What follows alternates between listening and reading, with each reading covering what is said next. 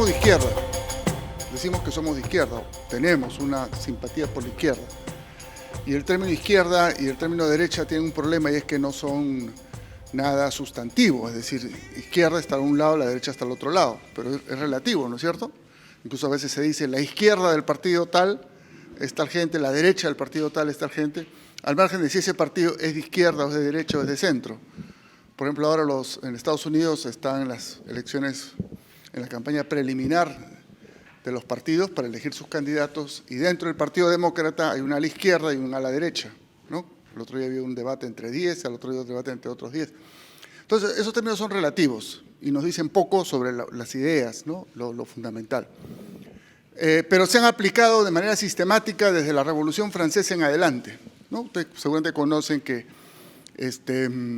la idea de izquierda y derecha tiene que ver con los lugares que ocupaban en la Asamblea, en la Convención Nacional, los dos grupos políticos más importantes.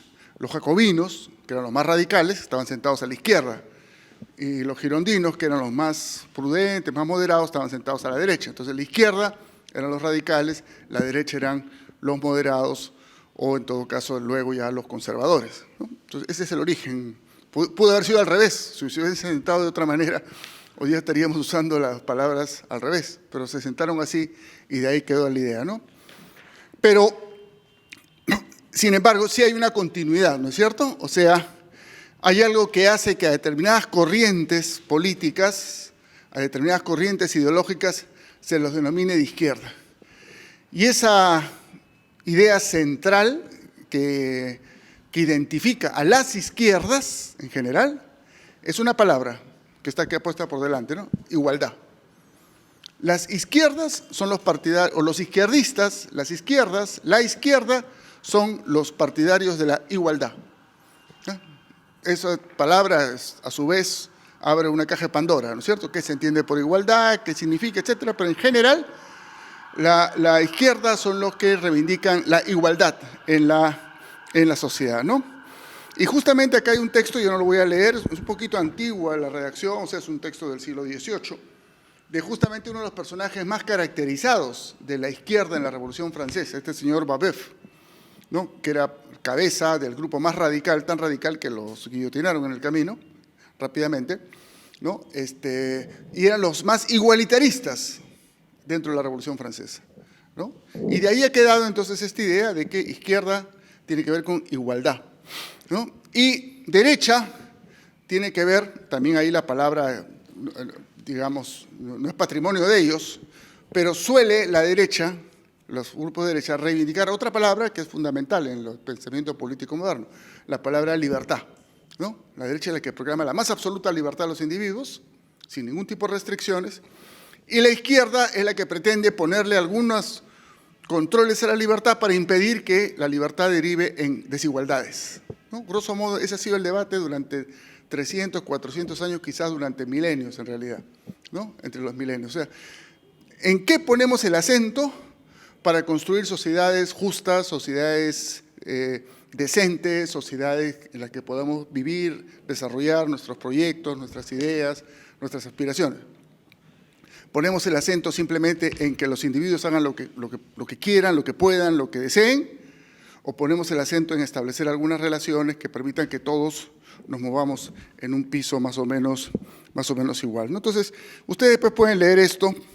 El texto de Babeuf es bastante radical y se inspira en un gran filósofo que es el que está detrás de todas las ideas de izquierda, en realidad, el propio Marx, de alguna manera se conecta con este señor, el famoso Rousseau, ¿no? Juan Jacobo Rousseau. Jean-Jacques Rousseau, en su idea del contrato social, es el que va a fundamentar una visión de la sociedad en la cual la clave está puesta en el tema de la igualdad, Al otro lado, ¿no? Al otro lado, en este diálogo permanente que ha caracterizado toda la política y el pensamiento moderno, al otro lado están los liberales, ¿no? Y los liberales, hay varios, bueno, Rousseau de alguna manera también lo es, pero los liberales más reivindicados por los sectores no de izquierda son los ingleses, ¿no? Sobre todo este señor Locke, John Locke. Bueno, Entonces, este es un tema central, esta es la primera idea fundamental. Después podremos conversar un poco sobre qué entendemos por igualdad. Y estas ideas no son europeas solamente, o sea, están presentes en todo el pensamiento político, en la historia política de nuestro país. A veces nosotros pensamos que la izquierda en el Perú comienza pues, con Mariátegui de la Torre a inicio del siglo XX, y eso no es cierto, ¿no? Desde que hay discusión en el Perú sobre esta sociedad, desde el Mercurio peruano, si quieren ustedes, ¿no? Hay quienes comienzan a decir, bueno, aquí hay un problema de desigualdad, de injusticia, hay que ver cómo arreglamos eso. Y hay quien dice, no, no, así es la naturaleza, así es la sociedad, somos desiguales. No, lo que tenemos que garantizar es que hayan libertades para que las personas hagan lo que deseen hacer, lo que puedan hacer, lo que quieran hacer. Eso está desde el siglo XVIII, en Europa, en Asia, en África, en América Latina, en el Perú. Yo puse acá otra cita de un personaje muy, muy entrañable, ¿no? Este señor Francisco de Paula González Vigil, ¿no? Al final de la primera página. Este personaje es realmente entrañable porque es un héroe de la civilidad, es un héroe de la democracia peruana y es un héroe debería ser reivindicado con más fuerza por la izquierda peruana, ¿no? Él era un sacerdote, rápidamente lo separaron de la iglesia, pero él siguió no ejerciendo, pero en fin, reivindicándose como sacerdote. Fue condenado por el Vaticano porque se metió un pleito con el Vaticano desde acá, desde el Perú, sobre la autoridad del Papa. Y fue diputado por Tacna durante... Los tacneños siempre lo elegían diputado, ¿no? Por eso Basadre le dedica mucho varias veces habla de Vigil en la historia de la República, ¿no? Entonces, Vigil escribió un texto que probablemente es el primer texto que hay en el Perú sobre derechos humanos, ¿no? A veces también creemos que los derechos humanos son inventos de la Coordinadora de Derechos Humanos, de las ONGs, y aquí hay una historia que viene desde el siglo XIX, en realidad viene desde Bartolomé de las Casas, ¿no? Pero digamos en la República Peruana viene desde estos años, en la cual Basadre dice, cabe destacar la condena de la riqueza excesiva y de la suma pobreza, o sea, del egoísmo de los privilegiados y la miseria de los oprimidos, unida a la prédica de la solidaridad social como razón de ser el sistema republicano, democrático y objetivada en el desarrollo de las asociaciones. O sea, para Vigil y para una serie de gente como él en el Perú del siglo XIX, no hay república si no hay solidaridad. No hay república si no hay igualdad. Es una ficción. Una república en la cual simplemente hayan derechos civiles, ¿no? Derechos jurídicos. Y no haya igualdad, un nivel de igualdad básico, no es república. Y tienen razón, porque la palabra república, res pública, significa cosa pública, significa lo que tenemos en común, ¿no? Y justamente Vigil y otros van a llamar la atención sobre eso, ¿no? Bueno, hay otras citas ahí que ustedes podrán ver luego. Entonces, eso es lo primero que habría que señalar, ¿no es cierto? O sea, en el Perú, como en todos los países del mundo, como en todos los países de América Latina, hay una historia de la izquierda que hunde sus raíces en muchas cosas muy antiguas, pero en términos más inmediatos, ahora que estamos a las puertas del segundo centenario, ha tenido presencia siempre en la discusión republicana. En nuestra república siempre han habido voces que han reivindicado este tema de la igualdad. La gente que se puso del lado de Bolívar contra San Martín, por ejemplo, Sánchez Carrión tuvo algo de eso, después Vigil, después algunos personajes que formaron parte del partido civil, partido civilista, que normalmente es considerado, y con razón, como un partido oligárquico, ¿no? Porque ahí estaban los grandes apellidos, pero la verdad que en el partido civilista, junto con los grandes, los Pardo, los Prados, los Mino Quesadas, etcétera, había una serie de sectores de clases medias que vieron en el civilismo una oportunidad de hacer política. Y uno de ellos, ¿no? Dos de ellos son importantes para este tema que nos interesa hoy día. Uno lo menciono simplemente para que ustedes después investiguen sobre él. El gran médico, el médico que murió con el asunto que se inoculó. Carrión, ¿no es cierto? Carrión era civilista y era un médico provinciano muy progresista para su tiempo. Pero el otro del cual quería hablarles es un pintor. Si ustedes van al Museo de Arte de Lima, al cual los invitaría a ir en particular en estas semanas, por la extraordinaria muestra que hay en estos momentos sobre la revista Mauta, en la exhibición permanente del Museo de Arte de Lima van a encontrar cuadros de un pintor peruano que se llama Francisco Lazo.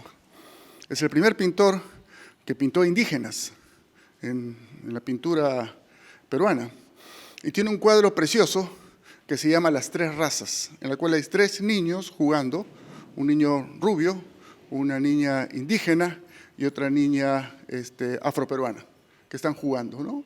Ese cuadro hoy día a nosotros nos parece una cosa un poco, bueno, en fin, parte de la vida, ¿no? A mediados del siglo XIX ese cuadro era revolucionario, porque 3 niños jugando en igualdad de condiciones, ¿no? Ese fue Francisco Lazo. Entonces hay esas corrientes, ¿no? Corrientes que plantean el tema de la igualdad. Después vamos a hablar un poquito más de este asunto de la igualdad.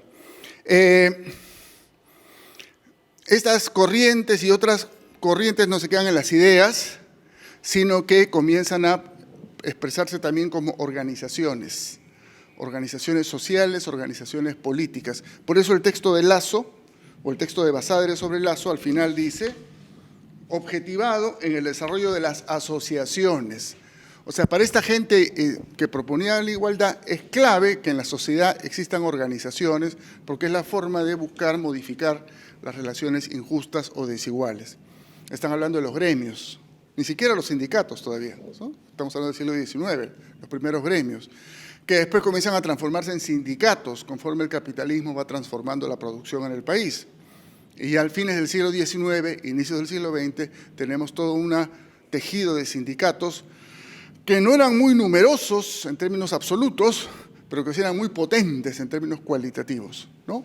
O sea, Lima tenía 200.000 habitantes y habían aproximadamente 4 o 5.000 trabajadores textiles, zapateros, tranviarios, quizás hasta 8.000, ¿no? Ustedes suman sus familias, eran una cuarta parte de la ciudad, ¿no? Ese movimiento sindical limeño, por ejemplo, fue muy importante. Y al principio tuvo una ideología de carácter anarquista, después poco a poco fue ya orientándose a las grandes ideologías que iban a marcar el siglo XX peruano, ¿no? Bien, entonces, eso es la primera idea, ¿no? La izquierda es la fuerza política, ideológica, las corrientes en general, que van a reivindicar con fuerza la igualdad, no como algo opuesto a la libertad, sino como la condición indispensable para que efectivamente pueda ser libre, ¿no? O sea, el razonamiento de un izquierdista de cualquier siglo es, si no hay igualdad, la libertad es una ficción, ¿no? Yo les puedo decir a ustedes, ustedes tienen libertad de ir a donde se dé la gana en el mundo. Y en principio es cierto, o sea, bueno, el tema del pasaporte, pues supongamos que ya tenemos visa a Europa, ¿no es cierto? Y a toda América Latina también podemos entrar con nuestro DNI. En principio es cierto, ¿no? Podemos ir a cualquier parte del mundo, son libres para ir a cualquier parte del mundo. Podemos decir, pero no seas gracioso, pues, ¿no? ¿Y cómo lo hago? ¿No es cierto? O sea, si no hay recursos, medios, esa libertad de ir a donde quieras es ficticia, es una ficción. Entonces, para poder ejercer libertades se requiere determinadas condiciones materiales, determinadas condiciones igualitarias, no solo igualdad de derechos, ¿no? Y ya vamos entrando al tema de la igualdad, pero prefiero dejarlo para el final. Bien, lo que va a suceder ya desde el siglo XVIII, pero sobre todo en el siglo XIX en Europa, y eso se va a extender a todo el mundo, es que la gente comienza a preguntarse, ¿y por qué hay desigualdades? ¿No? ¿Por qué hay desigualdades? Las desigualdades son un tema simplemente de capacidades de los individuos, que estos son más capaces, los otros son menos capaces, de coincidencias fortuitas, este nació en una zona más rica, este nació en una zona más pobre, o tiene que ver con algunas características de la estructura social en la cual vivimos, y en particular de la estructura económica en la cual estamos, ¿no? Entonces, ahí comienza entonces a plantearse una reflexión ya más crítica, y en la cual aparecen dentro de la izquierda corrientes que van a llamar la atención sobre las raíces económicas de la desigualdad y van a identificar que la causa de la desigualdad, la causa última de la desigualdad, no la única, pero la más de fondo, la fundamental, tiene que ver con el régimen económico, el sistema económico que se ha ido expandiendo primero por Europa y después por el planeta desde el siglo XIII, pero con fuerza desde el siglo XVIII en adelante, es decir, con el capitalismo. Con el capitalismo. Entonces, la izquierda que comienza a vincular desigualdad con capitalismo es la izquierda que va a comenzar a identificarse como la izquierda socialista, ¿ya? Socialista. ¿Ya? ¿Por qué? Porque plantea entonces que hay un problema con las relaciones de producción, con la forma como está organizada la producción, la propiedad, la distribución de las utilidades, de las ganancias, la distribución de los recursos, y que para poder entonces revertir la desigualdad hay que hacer un esfuerzo, hay que producir algunas modificaciones en el sentido de socializar no la producción, sino los resultados de la producción, ¿no? Porque los críticos socialistas del capitalismo van a llamar la atención sobre una paradoja, y la paradoja es la siguiente. El capitalismo, o sea, este régimen de producción, que es el que hoy domina en el mundo, ¿no es cierto?, de la producción primero en grandes cadenas, en grandes unidades productivas, fábricas, ahora ya una producción más sofisticada, en fin, con todas las complejidades que pueda tener hoy día el capitalismo tiene una paradoja, y es la siguiente. Es el sistema económico que ha socializado más que ningún otro sistema la producción de los bienes, ¿no? O sea, nunca como hoy, incluso desde los orígenes del capitalismo, la producción ha sido tan social, o sea, tan colectiva. Ya hemos llegado a lo máximo hoy día. Lo máximo es que cualquiera de nuestros artefactos, no tengo que el celular en el bolsillo, por ahí está, el celular de ustedes tiene productos que nadie sabe bien de dónde vienen, ¿no es cierto? O sea, la cadena de seres humanos que ha trabajado para producir ese celular o esta cámara o este micrófono es impresionante, ¿no es cierto? Antes no, antes era el artesano que hacía todo el producto, ¿no es cierto? El zapatero hacía todo el zapato, el herrero hacía todo lo que le tocase hacer, ¿no? En la producción capitalista, primero dentro de la fábrica, después las cadenas de fábricas, ahora las cadenas productivas, ¿no es cierto? El nivel de socialización de la producción es espectacular. ¿Cuál es la paradoja? La paradoja es que los resultados de esa producción no son socializados, ¿no es cierto? O sea, la producción está socializada y la apropiación final del producto no está socializada. A ti te pagó tu salario, pero el que se queda con la producción, la realiza, la vende y acumula es el propietario, dueño, los accionistas, en fin, lo que querramos poner ahí. Entonces, esa es la paradoja del capitalismo, ¿no? Esa es la paradoja, y esa paradoja va a tener enormes consecuencias después en la propia economía del capitalismo, ¿no? Pero en fin, y ese es el tema de reflexión de los socialistas. Los socialistas comienzan, ya al día siguiente de la Revolución Francesa, comienza a haber gente que plantea estas cosas, ¿no? Y durante todo el siglo XIX.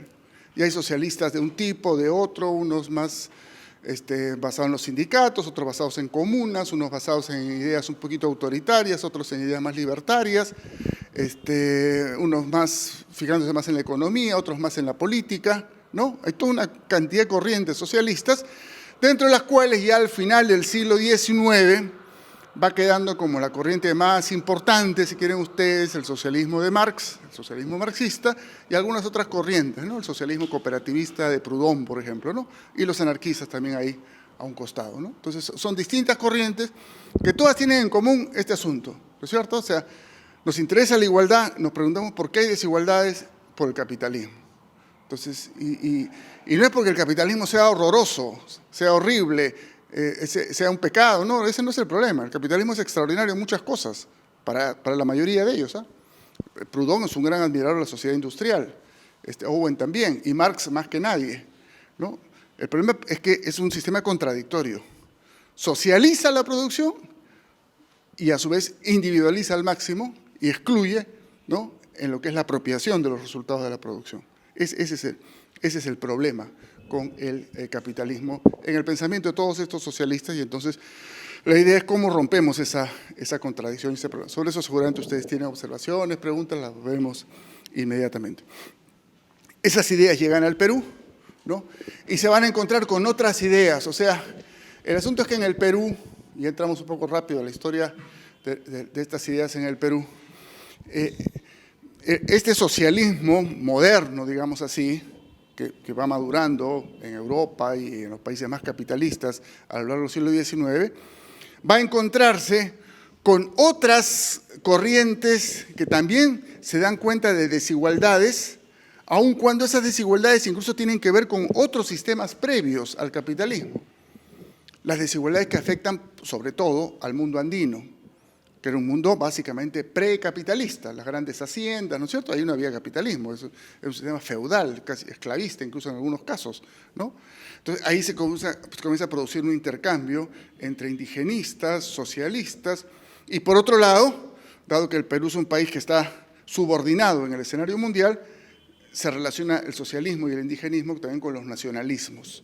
Entonces, las izquierdas latinoamericanas, todas, y la izquierda peruana, toda, unos más o menos según los casos, van a tratar de combinar, articular, no siempre con éxito, distintas vertientes de crítica a la desigualdad. La crítica socialista, que pone el blanco en el capitalismo. La crítica indigenista, agrarista, que pone el blanco en la gran propiedad, en la explotación servil, esclavista.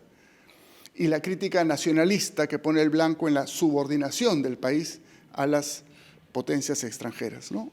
Por lo menos esas tres corrientes, y seguramente hay más. Después vamos a descubrir otras dimensiones de la desigualdad. La desigualdad de género, por ejemplo, es algo que ya está presente a inicios del siglo XX, pero que se toma más conciencia de eso a mediados del siglo XX y que hoy día ya es parte de los discursos y también de las propuestas de las izquierdas, ¿no?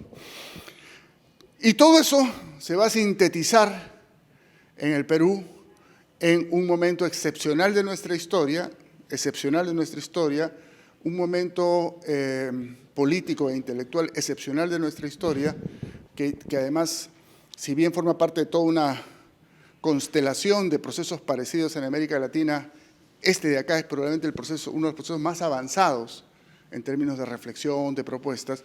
¿Qué es lo que sucede en el Perú en fines de la década del 10 y a lo largo de la década del 20 del siglo pasado, entre 1910 y 1930? ¿No? 1912, 13 sobre todo, quizás con el 13 es que se rompe ya la hegemonía oligárquica y eclosionan una serie de corrientes de pensamiento, de política, de actividad social, cultural, artística, etc. Y todo eso va a dar pie a la articulación, a la emergencia de propuestas políticas ya más claras de la izquierda, ¿no?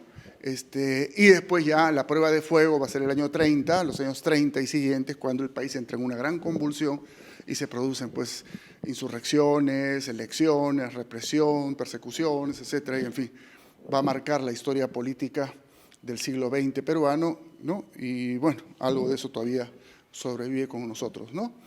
Entonces, son los años del movimiento obrero, ¿no? Las grandes huelgas obreras, 1905, 7, 11, 13, 19, las huelgas por las 8 horas, las huelgas por el abaratamiento de las subsistencias, huelgas en el Callao, en Bitarte, en La Victoria, en Huacho, no solo de trabajadores hombres, también de trabajadoras mujeres, represión, persecución, movimientos obreros muy poderosos.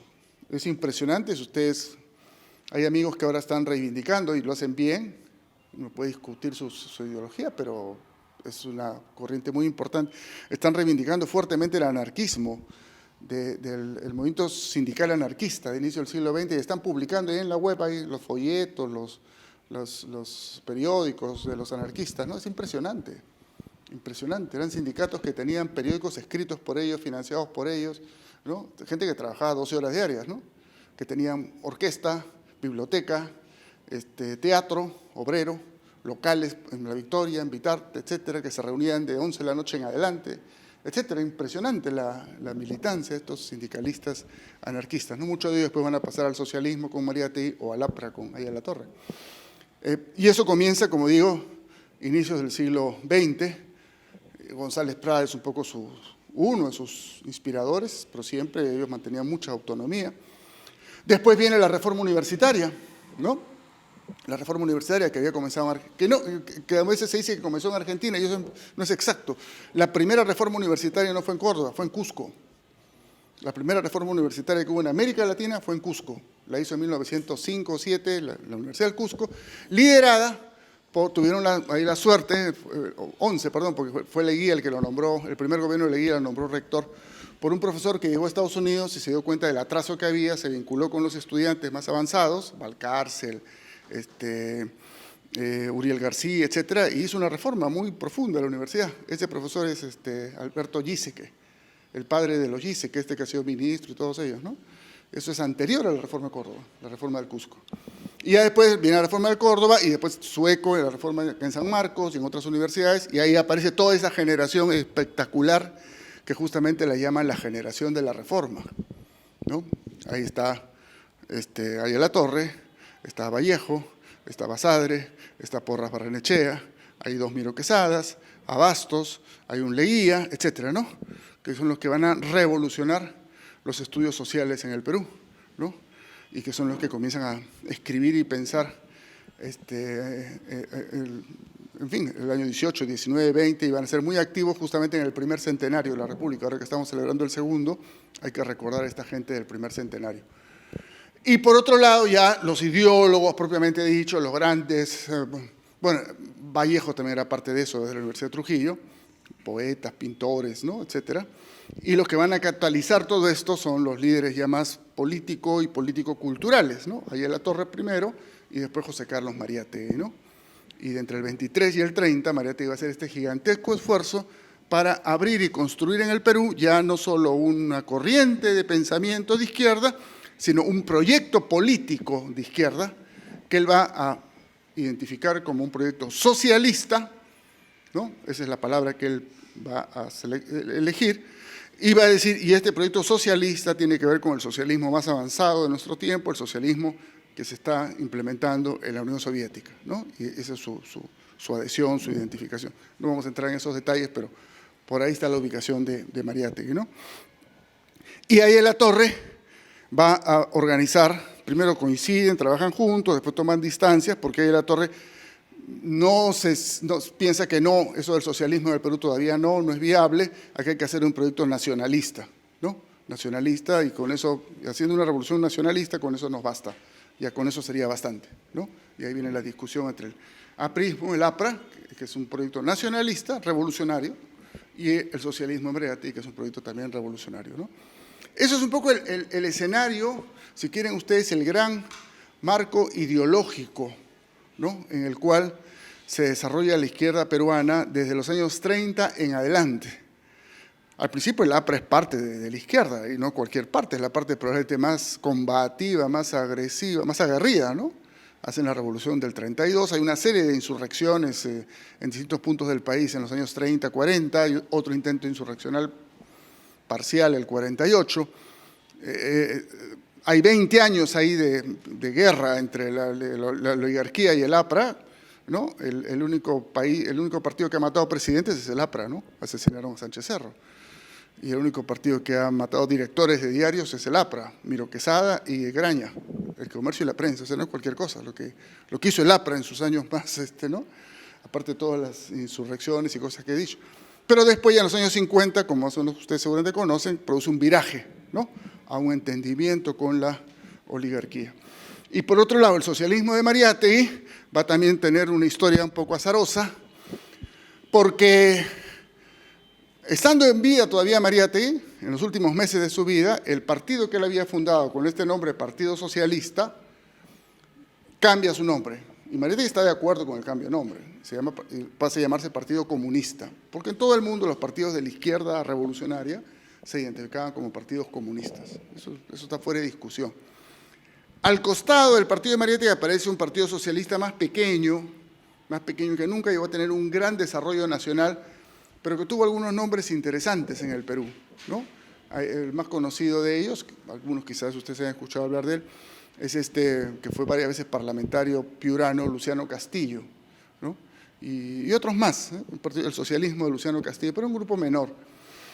Lo que sucede con el partido primero socialista y después comunista que funda Mariátegui es que va a tener una serie de errores bastante serios en los años 30 porque se vuelve muy dependiente de Moscú, ¿no? Y ahí comienzan los problemas, ¿no? Son los años en los que ya en la Unión Soviética se consolida la conducción de Stalin sobre el Partido Comunista Soviético y sobre el movimiento comunista internacional, y los partidos comunistas comienzan a hacer una política bastante seguidista de las directivas de Moscú, ¿no? Y pierden autonomía y comienzan a cometer errores, ¿no? Participan en las elecciones del 31 con un candidato que ni siquiera lo inscriben legalmente, con unas consignas que estaban fuera de lugar, intentan unos soviets en la zona central, en las minas, pero los masacran, ahí se acaba la historia, ¿no? Y después van a oscilar entre posiciones ultras y después posiciones bien conciliadoras con algunos gobiernos de derecha, con Prado, por ejemplo, ¿no? Entonces, no van a crecer mucho, pero sí van a tener una importante presencia sindical, ¿no?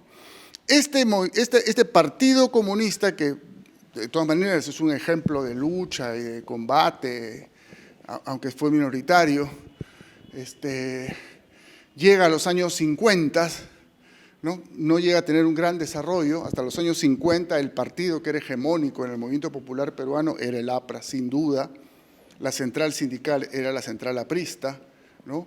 Y el movimiento popular se identificaba con el APRA. Y el Partido Comunista era más bien pequeño, ¿no? Pero va a haber ya procesos internos y externos que van a implicar una redefinición de la izquierda socialista, la izquierda marxista, ¿no? El Partido Comunista se divide en los años 60, se divide entre dos corrientes fundamentales.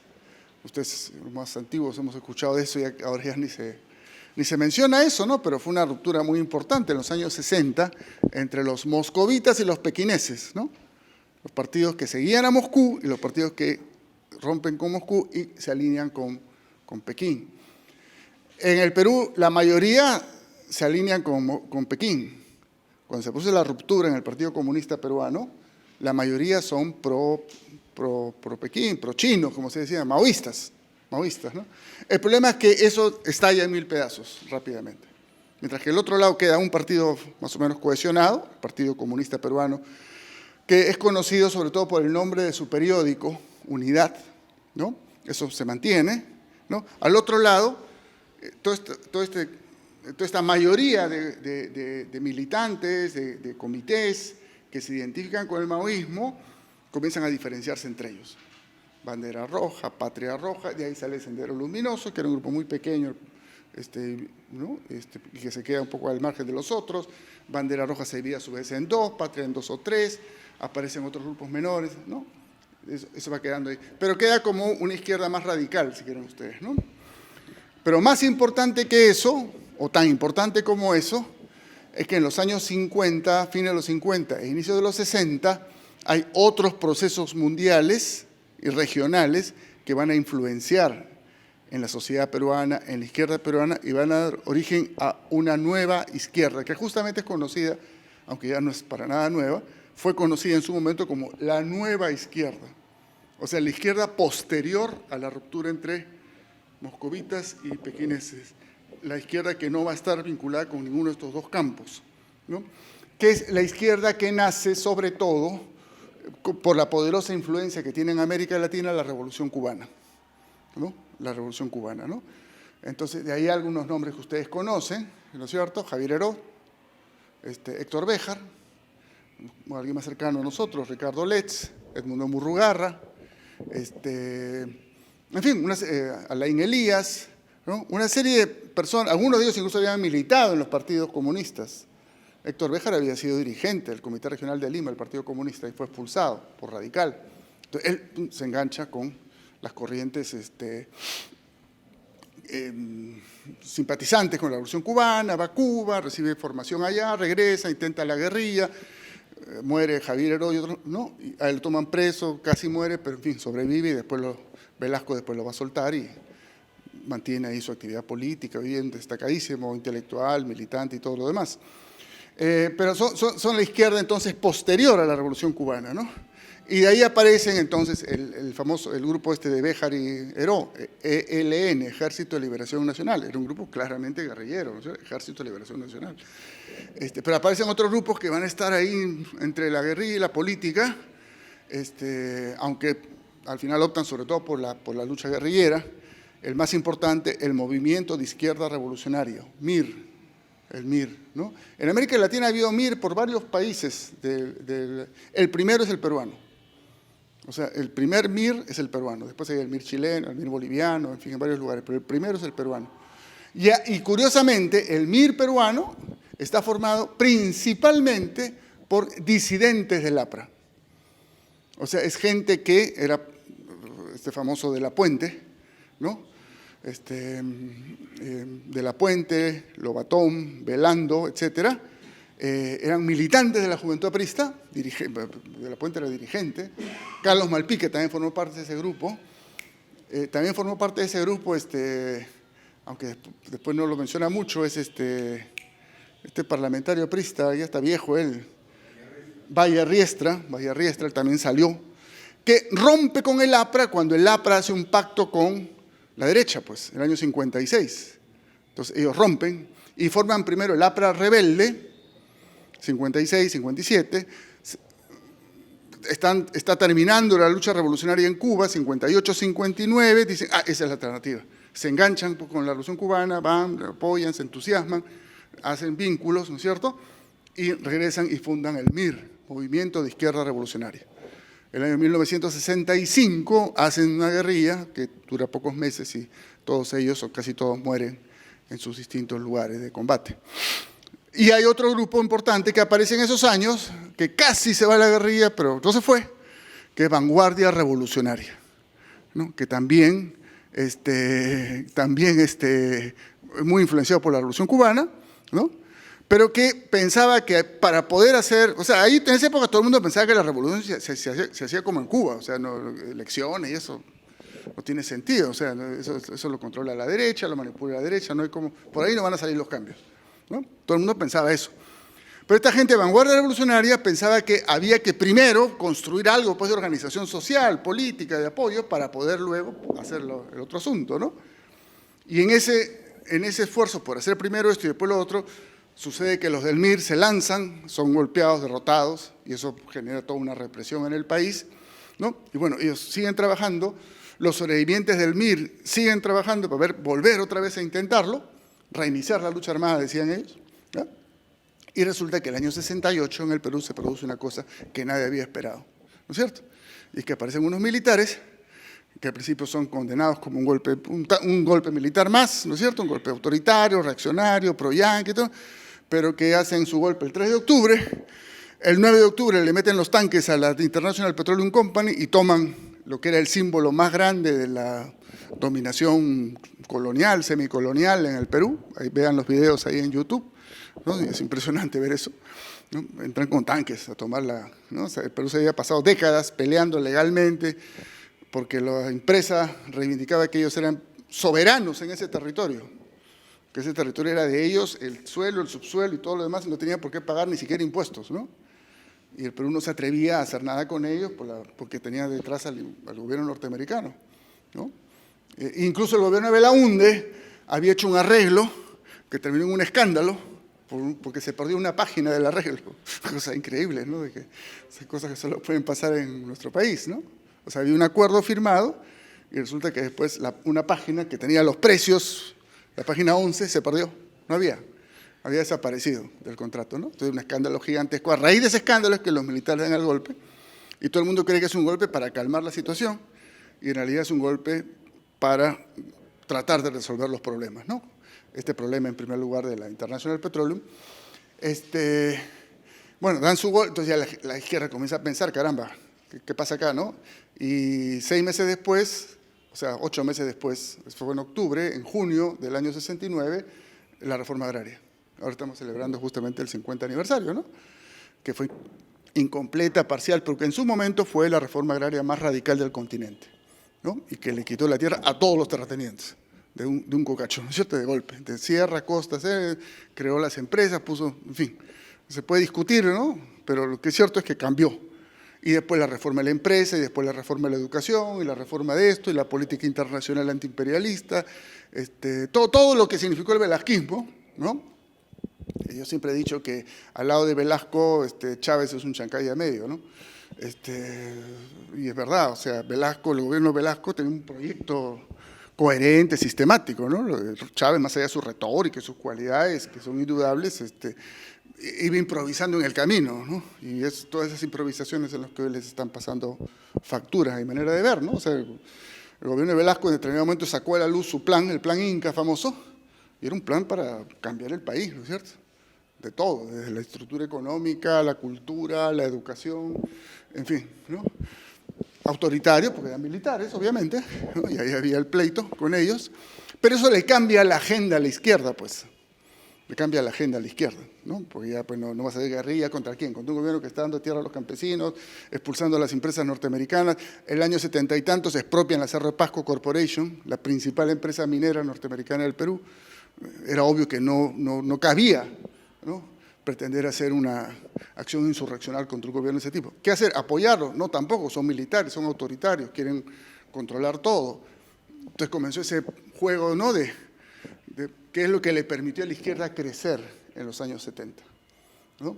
Y ahí crece el Partido Comunista, que ese sí estuvo mucho más cercano al gobierno de Velasco, y crece la izquierda no velasquista, que son los partidos, algunos de los partidos maoístas y estos partidos de la nueva izquierda, ¿no?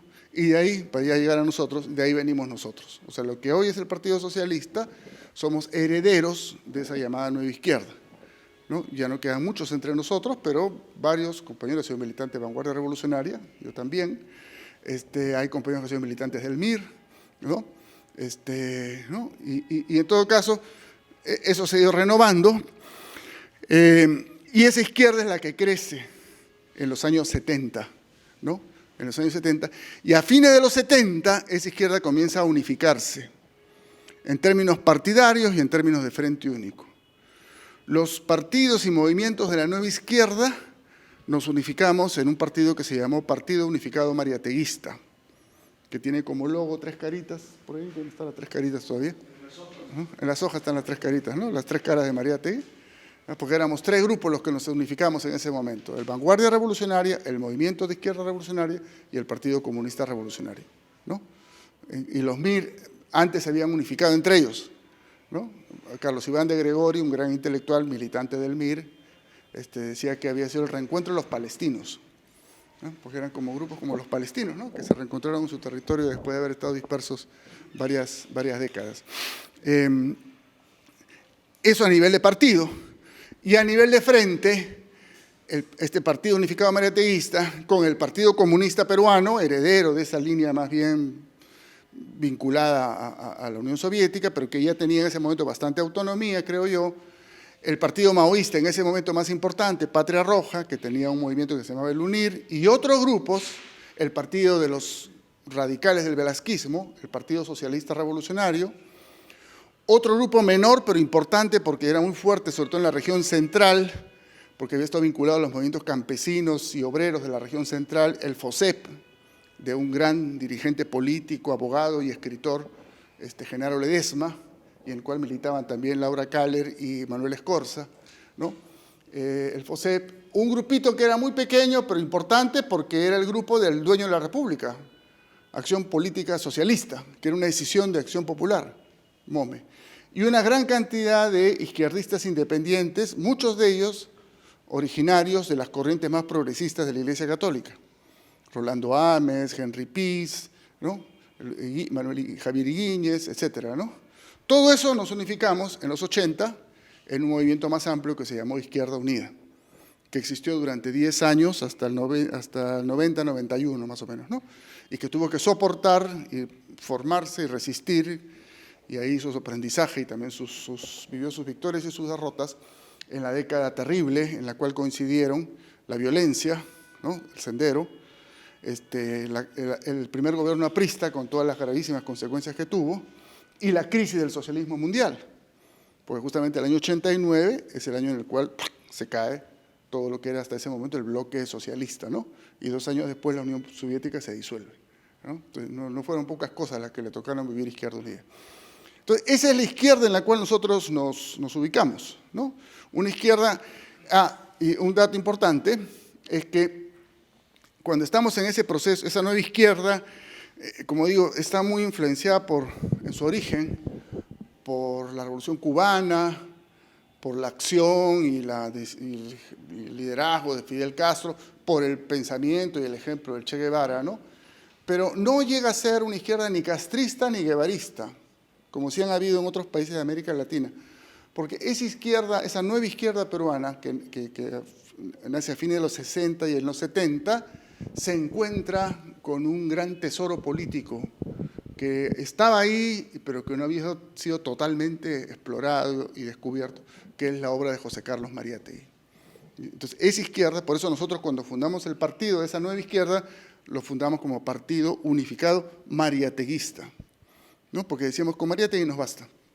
No nos interesa si China, está bien, hay que aprender, ¿no es cierto?, un poco de la experiencia soviética, los chinos, de Cuba, de Vietnam, que era un gran ejemplo de lucha revolucionaria y de construcción del socialismo, pero con Mariátegui nos basta. Mariátegui es nuestro principal referente. Y vía Mariátegui tenemos una visión del mundo, del país, una propuesta, etcétera, ¿no? Mariátegui es universalmente reconocido como el principal marxista latinoamericano, de lejos. El primero es él y el segundo está bastante distante. Es una figura del marxismo mundial, no solo latinoamericano, ¿no? Una expresión de eso es esta muestra, insisto en ella para alentarles la curiosidad. Está en el Museo de Arte de Lima, la muestra Amauta y las vanguardias latinoamericanas, se llama. Es una muestra sobre la revista Mauta, considerada unánimemente como la mejor revista latinoamericana, no la mejor revista de izquierda latinoamericana, la mejor revista latinoamericana en general, ¿no?, del siglo XX.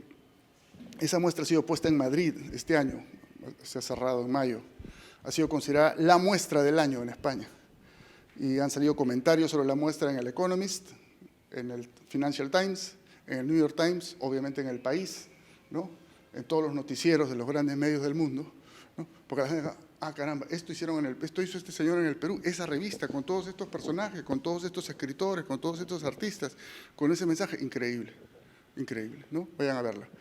Entonces, es suficiente con José Carlos Mariátegui para tener una propuesta sobre el país. Entonces, nosotros nos hemos reivindicado siempre como mariateguistas, marxistas, reconocemos el aporte de Lenin, Mao, de quien sea, ¿no? Para nosotros el eje es José Carlos Mariátegui.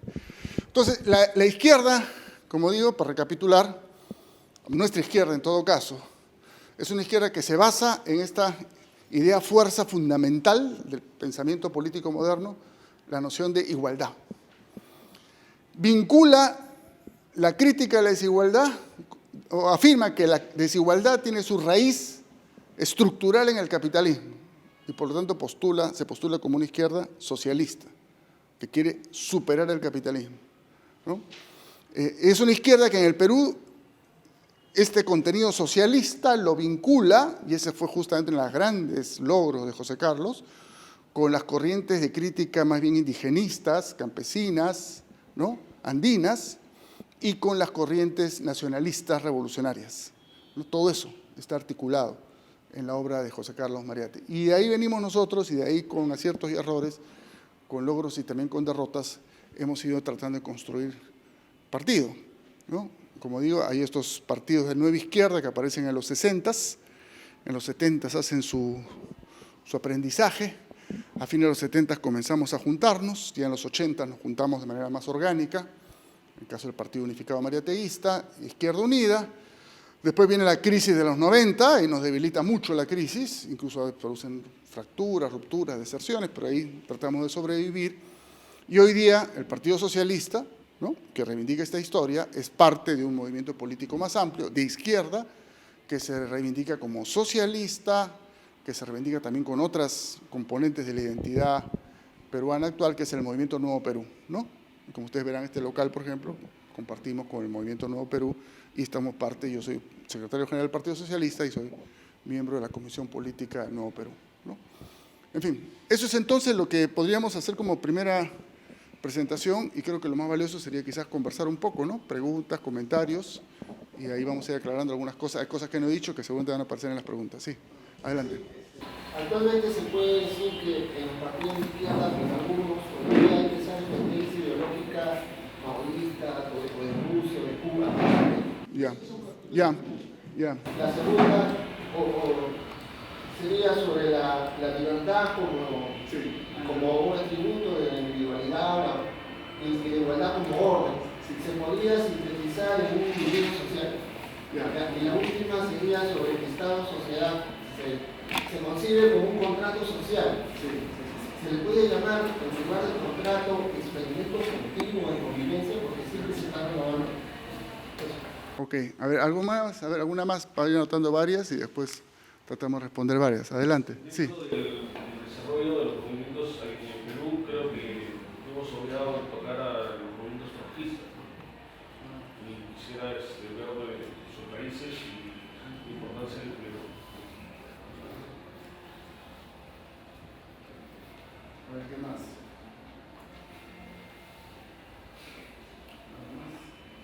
Sí. ¿A qué tipo de igualdad se refiere lo que el socialismo propone?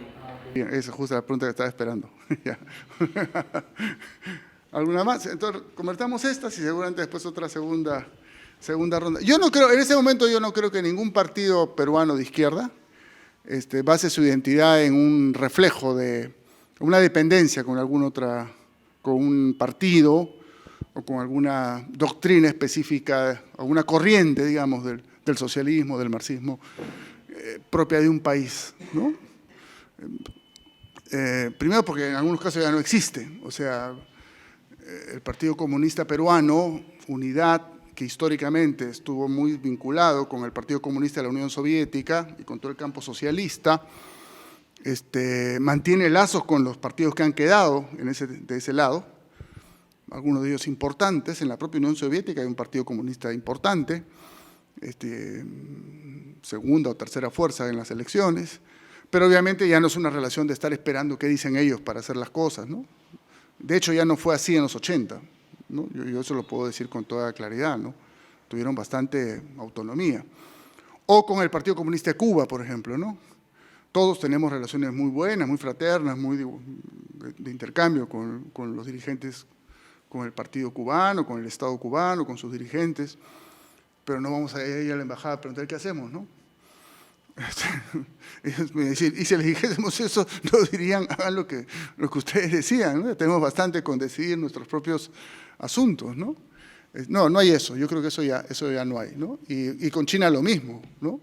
O sea, los chinos además son muy cuidadosos en toda esta cosa compleja que tienen de este proceso ya casi irreversible de ascensión a la hegemonía mundial, de mantener relaciones con los partidos y a su vez no meterse en lo más mínimo, o menos dar la impresión de que no se meten en lo más mínimo, en la política interna de los países, ¿no? Porque consideran que eso sería un error gravísimo en su proceso, ¿no? de expansión, de ascenso, de lo que sea, ¿no? Entonces, por ahí no hay, eso ya no hay, ¿no?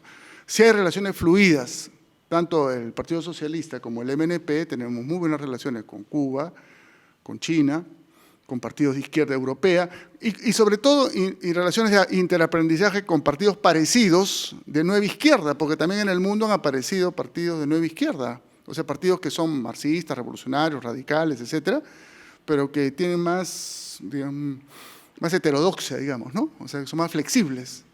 En Chile hay un Frente Amplio, con una serie de movimientos, estuvieron a punto de ganar las elecciones pasadas, son muy cerca, ¿no? Hicieron una performance parecida a la de Verónica acá, en el Perú. Hay una cantidad de corrientes ahí, ¿no? Entonces, con varias de ellas intercambiamos, tenemos relaciones, igual en Colombia, con el PT de Brasil, ahora está en medio de ha tenido una crisis muy seria, se está recomponiendo, depurando, pero históricamente hemos compartido, hemos aprendido mucho de ellos, con los sandinistas, con los Farabundo Martí, con Podemos de España, hay una relación buena con Podemos de España, etcétera, ¿no? Entonces ya no hay esa cosa de, eso se acabó en los 90, ¿no? O sea, eso se acabó, o sea, y ningún partido puede pretender hoy, y no sería aceptado decir, nosotros somos algo así como el faro de la revolución mundial, ¿no? No sería aceptable, ¿no? No sería aceptable, si bien es necesario coordinar. Dejo las preguntas sobre libertad e igualdad para el final. Sobre los trotskistas, el trotskismo pues es una corriente que aparece al interior del leninismo, digamos, o sea, al interior de la Unión Soviética, en el momento en el que Trotsky y otros dirigentes bolcheviques se distancian, discrepan. Normalmente se ha personificado bastante en la disputa entre Trotsky y Stalin, y ciertamente ambos la tomaron muy a pecho y muy a fondo, ¿no es cierto? Al punto que, bueno, Stalin mandó matar a Trotsky, ¿no? Eso es indudable, incuestionable. Pero en realidad la disputa fue más compleja, ¿no? Mariátegui que era muy claramente militante, identificado con la Unión Soviética. Estamos hablando de los años 20, no estamos hablando de los años 30, los años 20, Mariátegui muere el 30, pero hasta el final, hasta el 30, Mariátegui tiene artículos muy claros de identificación con las cosas que se estaban haciendo en la Unión Soviética. Sin embargo, él nunca perdió la oportunidad de expresar su admiración por Trotsky, ¿no? Que es un tipo muy inteligente, un poco arrogante, según parece, pero muy inteligente y con posiciones muy buenas en algunos terrenos, ¿no? En particular en algunos asuntos internacionales y en el tema cultural. Pero después el trotskismo se convirtió en una suerte de anti-estalinismo permanente, ¿no? Y aquí funcionó así. Aquí hubo trotskistas desde los años 30, ¿sí? 40. Hugo Blanco, pues, ha sido el principal líder trotskista en el Perú, ¿no es cierto? Un trotskista un poco especial porque era un trotskista campesino, cosa que no es muy frecuente en el mundo, pero tuvo un gran impacto. Hugo Blanco terminó después militando con nosotros en el Partido Unificado Mariateísta. Entonces, digamos que ese tipo de discusiones que eran muy importantes en otra época, hoy día no son tan relevantes, ¿no? En otro tiempo sí era para sacarse los ojos, ¿no? Decir maoísta, trotskista, estalinista, ¿no? Era muy fuerte eso, ¿no? Ahora ya no, se prefiere aprender un poco de todos, ¿no? Y creo que por ahí se va mejor. Bueno, sobre este tema de la igualdad, ¿no? Y de ahí la libertad, y de ahí el tema del contrato social, la relación sociedad-estado, ¿no? Que creo que es un tema central para evitar malos entendidos, ¿no? La izquierda socialista, para hablar de la izquierda socialista, marxista, es igualitaria, pero no es igualitarista. ¿En qué sentido? Promueve la igualdad como valor, como contenido, como aspiración, pero no identifica la igualdad con el reparto equivalente de bienes y recursos y de ingresos, una suerte de estandarización al conjunto de la sociedad. Si bien han habido algunas experiencias históricas que en nombre del socialismo han planteado algo así como esto, ¿no es cierto? O sea, la igualdad es darle a todos el mismo paquetito de bienes, ¿no es cierto? No es así por una frase, por una idea central que está en Marx y está no solo en el socialismo marxista, en varios socialismos, y es que el socialismo reivindica el papel central del trabajo en la generación de la riqueza, ¿no? La teoría del valor trabajo. ¿Qué le da valor a las cosas? Que tiene trabajo humano. Las cosas valen porque tienen trabajo humano. Eso es lo que le da valor a las cosas. La injusticia consiste justamente en el hecho de que parte de ese trabajo humano se lo apropia el capitalista. A ti te da tu salario y él se queda con lo demás. Tú puedes haber producido 100, pero tu salario, o sea, para que tú vivas, necesitas 10 y me quedo con 90. Si has producido 20, te pago tu salario 10, me quedo con 10, ¿no es cierto? Es lo que se llama la plusvalía, ¿no? La plusvalía, el más valor. El valor que genera el trabajo no es pagado al trabajador. Esa es la tesis central del marxismo en su crítica al capitalismo, ¿no? Si esto es así, el socialismo, los socialismos, en particular el socialismo marxista, no puede dejar de reconocer que hay distintas productividades del trabajo, que los trabajos no son, o sea, es una sustancia homogénea, son comparables, ¿no es cierto?, pero no son equivalentes. Hay gente más productiva, gente menos productiva, hay gente que trabaja más, hay trabajos que son más especializados, otros trabajos que son menos especializados. Entonces, en ese sentido, entonces, el socialismo, la igualdad que propone el socialismo es la siguiente. En primer lugar, el conjunto de los individuos de la sociedad tiene que tener un piso suficiente para una vida decente. Y en segundo lugar, es legítimo que cada uno reciba un diferencial de acuerdo a la productividad de su trabajo. Es una famosa frase de Marx, a cada uno según su trabajo, a cada uno según su productividad, sin dejar de que todos y cada uno reciban lo básico para no solo para sobrevivir y no morirse de hambre, sino para una vida decente, ¿no? Y esa idea de vida decente además no es marxista, viene de Adam Smith. Adam Smith en La riqueza de las naciones dice por ahí que todo ser humano en la sociedad requiere lo necesario para vivir y para no pasar vergüenza en sociedad. Y habla de la famosa camisa de lino y los zapatos. Todos tienen derecho a una camisa de lino y unos zapatos, porque sin camisa y sin zapatos vas a pasar vergüenza en la sociedad. O sea, no siempre tienes derecho a que te den tu plan y ¿no? Para que no te mueras de hambre, ¿no? Entonces, esa idea la podemos generalizar un poco más a estas alturas de la vida, pues eso implica educación, salud, esparcimiento, ¿no es cierto? Ya, hay un paquete básico al cual todos y cada uno tenemos derecho por el simple hecho de ser miembros de la sociedad. Y en segundo lugar, hay un plus al que tenemos derecho de acuerdo a la productividad de nuestro trabajo, de acuerdo a nuestro nivel de especialización, de acuerdo a nuestro nivel de acuerdo a nuestra dedicación. De repente yo decido que con lo que me dan como básico me basta y sobra, me voy a vivir, soy poeta, me voy a vivir, ¿no? Para escribir mi poesía, no quiero más, y no voy a estar envidiándole al otro que porque trabaja más recibe tal o cual cosa, porque yo tengo lo que yo considero suficiente para el tipo de vida que quiero llevar, ¿no? Y el otro recibirá un poco más por la productividad de su trabajo. Esa idea, ese es el tipo de igualdad que nosotros… Lo que es igual es el criterio de calificación, de asignación de bienes, el trabajo. Eso es igual, o sea, lo que nos iguala es que cada uno va a recibir según su trabajo, aparte de ese paquete básico, ¿no? Y entonces, la forma de igualar la sociedad, lástima que no hay una pizarra, pero… A ver, si cada uno de nosotros, supongamos que entre nosotros hay quienes reciben 10, supongamos que hay distintos ingresos, 1, 5, 10. ¿Ya? 1, 5, 10. Hay personas que reciben 1 en bienes, salarios, ingresos, ¿no es cierto? Hay personas que reciben 5 y hay personas que reciben 10. Es una sociedad bastante desigual, 10-1, ¿no es cierto? Entonces, ¿qué hay que hacer? Juntar todo y a todos igualito. Peligroso para la sociedad. Lo que hay que hacer es construir un piso común. Y entonces, conforme vaya creciendo el piso común, esas desigualdades van a ser menores. Porque si todos recibimos 5, este no recibe 1, está recibiendo 6. Este está recibiendo 10. Y este está recibiendo 15. O sea, la diferencia entre el que recibe menos y el que recibe más no llega a ser 3-1. Lo que era una diferencia de 1-10 se ha reducido a una diferencia de 1-3, digamos. Entonces, hay diferencias legítimas, sí, pero hay un piso común, ¿no?, que nos hace menos desiguales. Y conforme vaya creciendo este piso común, el día que ese piso común sea 100, esto ya será casi simbólico, ¿no? Pero se mantendrá.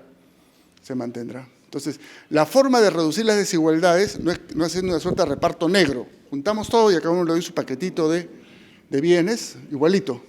Porque eso hace sociedades anodinas, aburridas, no competitivas, en fin, una serie de problemas que hay, ¿no es cierto? Si no es incrementar el piso común. Ahora, eso se incrementa con impuestos, con ingresos estatales, en fin, una serie de cosas, ¿no? Con trabajo colectivo. Esto, de alguna forma, estuvo presente en algunas de las sociedades, gracias, socialistas, pero quizás los países en los que esto se ha implementado mejor, y bueno, a pesar de todos los avatares del neoliberalismo, sigue presente en muchos de esos países, es en los países llamados socialdemócratas, los más avanzados, ¿no? No los más, quedan pocos. Los países nórdicos, por ejemplo, ¿no es cierto? Son países en los cuales hay distintos ingresos. Un gerente no gana lo mismo que un obrero. Pero un gerente y un obrero, yo sé por testimonio directo, cuando hemos estado por ahí, ¿no?, tienen los hijos en la misma escuela, van al mismo hospital, usan los mismos parques, usan el mismo transporte público, tienen vida común, ¿no es cierto? Uno tendrá un Volvo no sé cuántos, el otro tendrá un auto más pequeño, uno se irá de vacaciones fuera del país, otros hará vacaciones en su propio país, ¿no es cierto? Uno tendrá un televisor, no sé, de 60 pulgadas, el otro tendrá uno de 25. Seguramente hay ese tipo de bienes diferentes, ¿no? Pero hay un piso común, que además tiene que ver con lo que tú preguntabas, ¿no? Hay sociedad. Porque cuando hay ingresos de 1, 5 y 10, ahí no hay sociedad. Que es lo que está pasando hoy día en el mundo. Bueno, pasa en países como nuestros casi siempre, pero en países incluso que habían logrado niveles de igualdad importantes, lo que se está sucediendo últimamente es que la sociedad se está segmentando cada vez más. ¿No es cierto? No sé si ustedes saben, en Estados Unidos hay toda una red de aeropuertos alternativos que son los que usan los ricos. Los ricos ya no pasan ni siquiera por los aeropuertos grandes, por el aeropuerto de Miami, el aeropuerto de Chicago, por el aeropuerto de Nueva York, ya no pasa hay aeropuertos que son para jets privados, por todo Estados Unidos. Y hay entonces y condominios y todo, o sea, ya no se rozan con el resto de eso fractura la sociedad y genera inestabilidad, crisis, violencia y todo lo demás, ¿no es cierto? Entonces, el proyecto socialista no es un proyecto de anular las diferencias legítimas, sino es de atemperarlas y subsumirlas, ¿no?, en la medida en que va creciendo el recurso de bienes comunes a disposición de todos los miembros de la sociedad.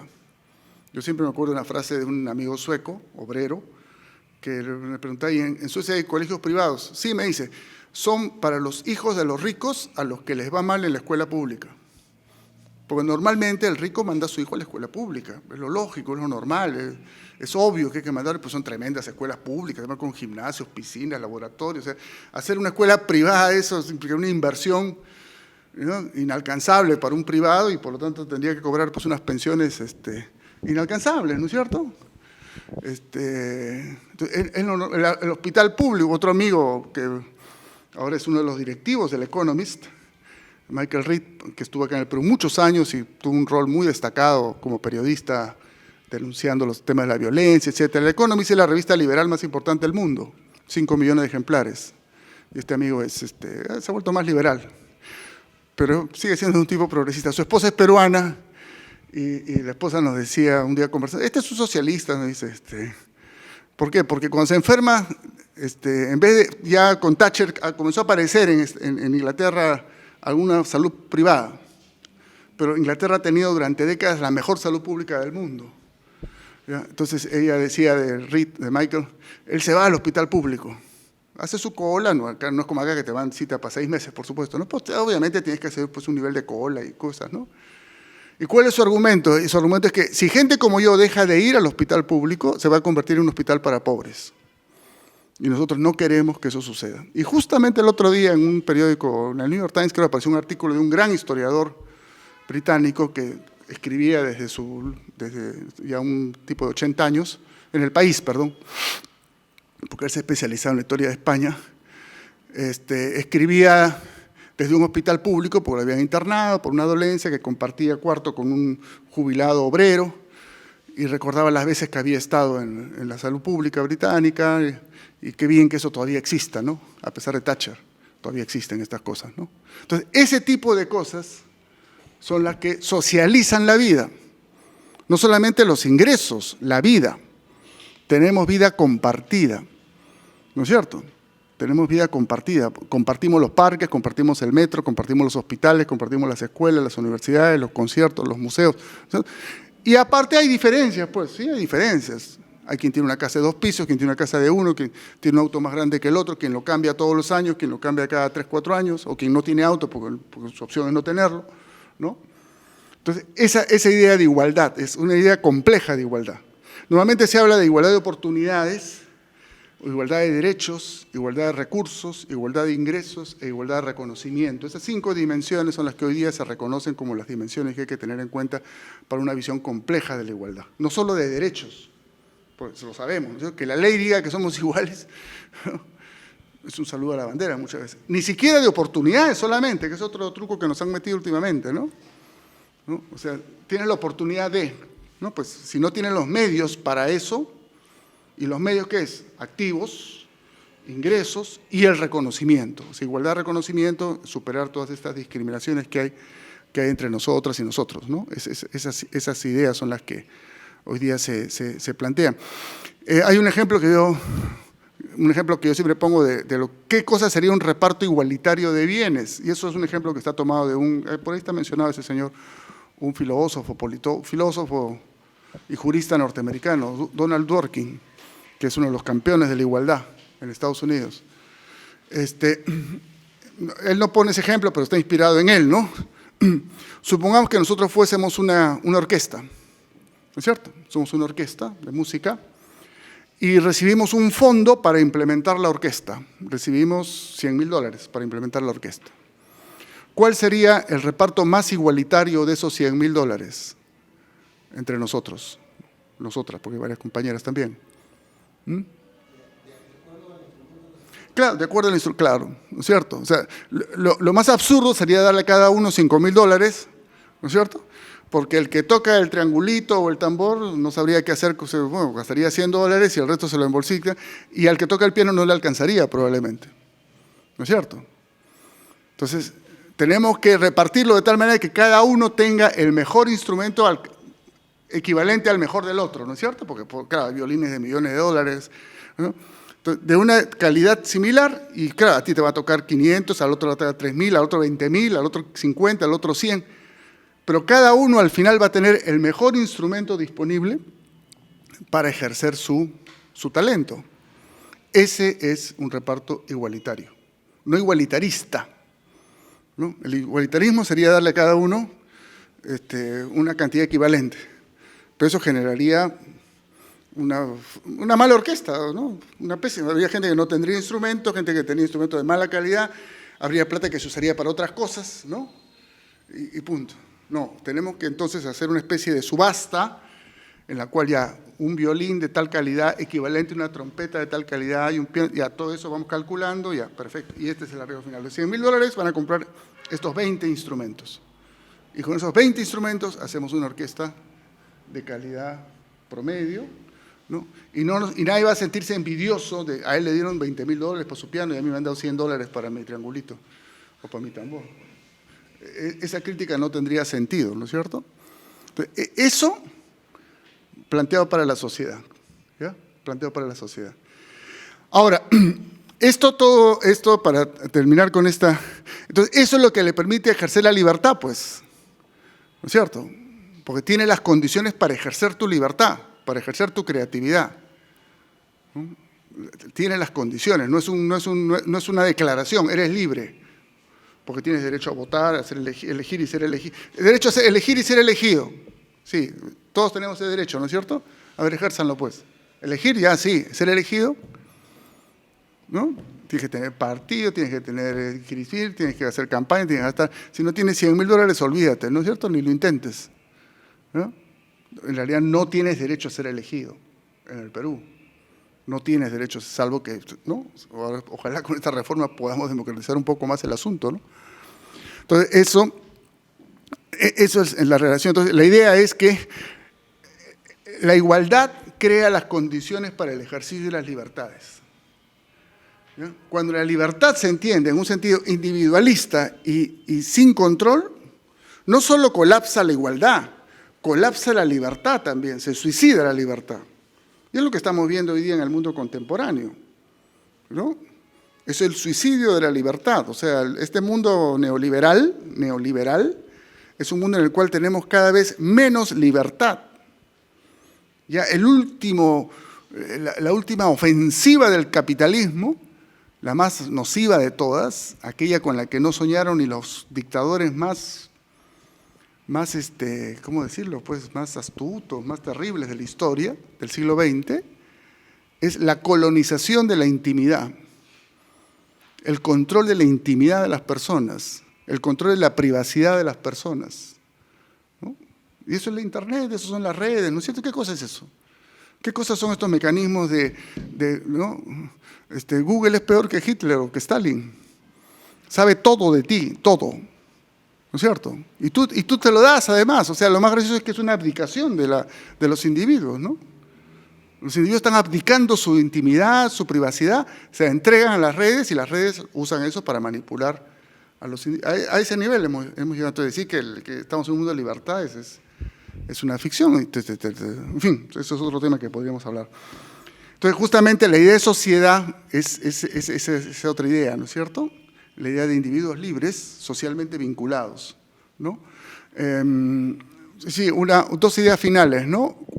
Marx nunca habló, porque a él no le gustaba ponerse a soñar, así. Hubo otros socialistas que sí hicieron diseños así de la sociedad, cómo sería, la educación, la familia, la cosa, ¿no? Marx se burlaba de ellos diciendo que eran socialistas utópicos, ¿no? En realidad, el socialismo o la sociedad final, ya que él llamaba comunismo, sin clases, etcétera, irá saliendo. No sabemos cómo saldrá, irá saliendo, ¿no? Él tiene pequeñas frases apenas, ¿no? Y las frases más interesantes, las frases en las que él define este objetivo, son frases en las cuales el sujeto es siempre el individuo.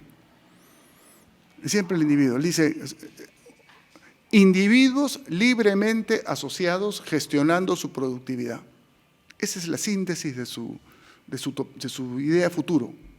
La sociedad emancipada es una sociedad en que los individuos están libremente asociados, ¿no?, y gestionan su productividad, y los resultados de su productividad los comparten colectivamente, ¿no? Esa es la idea. Ustedes decían, eso es una utopía, pues inalcanzable. No sé, porque el capitalismo es contradictorio, pues no, todo el capitalismo va generando las condiciones de su superación, decía Marx.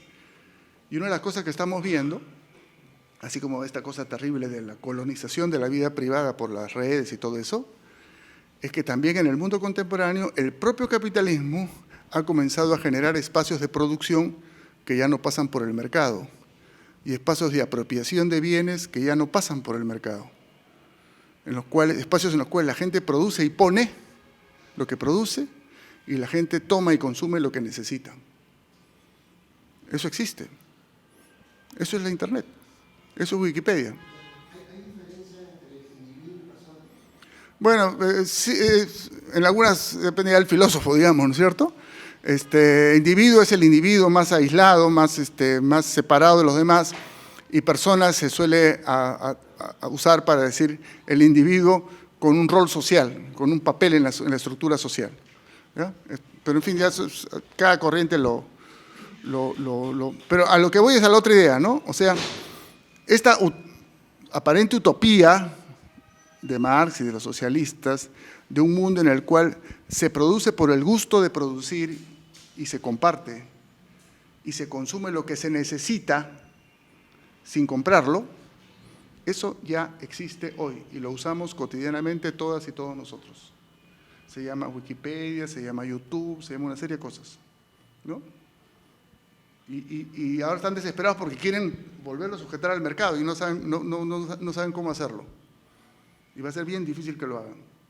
Y eso está llevando a que colapsen derechos de propiedad. Todas las enciclopedias del mundo han quebrado, todas. Ya no, ni la británica, ni la Larousse, ni la Espasa Calpe. Ya no tiene sentido hacer y vender enciclopedias. Porque apenas sale de la imprenta y está obsoleta. ¿No es cierto? Y esta noche entrando a tu computadora, tienes una enciclopedia al día. No sé si a ustedes les ha pasado, a veces hay personajes, ni siquiera los grandes personajes, pero yo tengo algunos autores que me gustan, filósofos o escritores, y caramba, se murió. Ya está puesto en el artículo de Wikipedia, falleció ayer, a tal hora, en tal sitio, tal eso. ¿Quién lo hizo? No lo sé, ni siquiera pone la firma nada, pero ya está actualizado el artículo, ¿no es cierto? Y hago un link y voy a su principal libro y comentarios, etcétera. ¿Qué me cuesta? Lo que cuesta la conexión. Pero el producto ya no tiene precio. Y yo a su vez, ¿no?, algunas veces he corregido cositas de Mariate y cosas del Perú. Mi hijo, que estudia matemáticas, pone cosas, corrige, discuten con los otros, ¿no es cierto? Y ya, entonces, la idea de y ahí viene la segunda frase de Marx, ¿no es cierto? Marx decía, la primera fase es esa fase en la cual a cada uno según su trabajo. La siguiente fase es a cada uno según su necesidad. O sea, comienzas a producir por el gusto de producir, porque te gusta, porque te nace, y tomas lo que necesitas. Y no tienes ninguna necesidad de acumular bienes. Sería absurdo que alguien que pretendiera bajarse Wikipedia, ¿no es cierto?, su disco duro. Primero que supongo que sería muy difícil, muy largo, muy costoso, muy pesado. Y segundo, sería inútil, porque una vez que terminas de bajarla, ya el primer artículo que bajaste ya envejeció, ya lo cambiaron, ¿no es cierto? No tienes que tener mi Wikipedia. Antes tenía sentido tener mi enciclopedia, de niño todo nos gustaba, ¿no? Papá, comprame una enciclopedia, tengo una enciclopedia ahí, ¿no? Porque era mi enciclopedia, pues no era, me voy a hacer para mis tareas. Ahora ya no, pues sí, adelante. ¿Cuál es el programa del partido para ese piso común? Estabilizar los medios de producción, quitarle la plusvalía a los capitalistas. Comenzamos por construir un fondo común a partir de una estructura tributaria vinculada no como ahora al consumo, impuesto selectivo al consumo, sino a los ingresos. Y taxando, poniendo impuestos, ¿no?, sobre todo sobre aquellas actividades más suntuarias, en fin, haciendo una estructura ¿cómo decirlo?, más justa en el sentido de cargando sobre todo sobre los ingresos de los que más tienen. Ese es el primer paso. Segundo, lo primero es cubrir necesidades sociales más inmediatas. Educación, salud, ¿no es cierto? Ese tipo de cosas. Y en tercer lugar, sobre la producción, sí, yo creo que de alguna manera, o sea, no está planteado porque ahí han habido experiencias negativas, la socialización inmediata de todos los medios de producción, o sea, nacionalizar todo, estatizar las cosas. Eso no está planteado en términos inmediatos. Sí está planteado fortalecer y desarrollar las formas más sociales de producción, alentar y promover y fortalecer el sector social de la economía, que no es nada despreciable, ¿eh? Así es, un Estado más activo, que tiene actividades estratégicas, que recauda y redistribuye, que alienta un sector social y que negocia con un sector privado, ¿no es cierto? Sí. Así es, la más baja de América Latina, es un desastre. Así es. Sí. También, así es. Claro que sí. No, y además hay cosas pues escandalosas, ¿no? Hay un estudio por ahí que lo ha hecho José de Chávez de Cooperación, el año 2016-17, el Estado le ha devuelto a las empresas mineras más plata de lo que les ha cobrado como impuestos. O sea, ha subsidiado la minería el Estado peruano, porque como tienen excepciones, devolución de impuestos por tributación, etcétera, etcétera, al final sumas y restas hechas, el Estado les ha devuelto más de lo que les ha… Entonces, francamente, no sé, ya es lo máximo que subsidia a los pequeños productores, que subsidie, no sé, incluso que subsidie a las universidades privadas, podría ser, ¿no? Ya, alguna lógica podría tener, pero que el Estado subsidie a la gran minería, en años de boom minero además, ¿no? Entonces, claro, son distintas políticas, ¿no? Ahora, ahí hay una discusión muy interesante que se está desarrollando en el socialismo a nivel global y que no puede eludirse, y es, en última instancia, ¿qué hacemos con la propiedad privada de los medios de producción? ¿Ya? Claro, la vieja receta que era estatizarlos no funciona, ¿de acuerdo? Pero dejarlos así como están, tampoco. Entonces, lo primero que hay que hacer es tener un diagnóstico más claro de qué cosa es hoy la propiedad. ¿Ya? Y entonces ahí el derecho, su corriente más avanzada, el derecho más anglosajón, norteamericano, te demuestra que la propiedad hoy día en realidad no es un derecho, es un conjunto de derechos, ¿no? Y que tú puedes comenzar a modificarlos de diversas maneras. Y puedes comenzar a socializar la propiedad sin necesariamente ponerle un comisario del Estado a las empresas hoy privadas, ¿no es cierto? Entonces, hay cosas ahí bien interesantes, los socialistas norteamericanos en particular tienen cosas bien interesantes sobre estas, ¿no? Hay una receta, si es simplona, pero que te hace pensar, ¿no? Un grupo de estos socialistas dice, este es un dato de hace algunos años, no hace mucho, ¿sabes? Pero de repente ha cambiado, pero en todo caso no ha cambiado mucho. En ese momento, digamos 2012 o 13, si no me equivoco, ¿quién es el principal propietario en el mundo, en el capitalismo norteamericano y probablemente mundial? Decían ellos en ese momento. ¿Es Gates? ¿Es Soros?